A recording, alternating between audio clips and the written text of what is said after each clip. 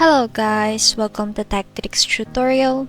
In today's video, I will show you how to fix Messenger call option not showing. So first things first, let's go to our Play Store, and if you're using iPhone, go to your App Store. Now search for Messenger. Now you wanna make sure that your Messenger is up to date and installed to its latest features. Now, if it still doesn't work, what you can do is go to your settings and search for apps.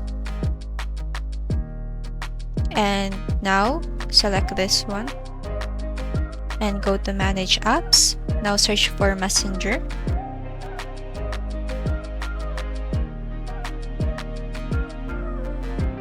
And from here, what you're going to do is clear the data of your app and then restart your phone, and then finally launch your Messenger app, and then hopefully it will solve your problem. And then that's it everyone. Thank you so much for watching this video. I hope that you learned something.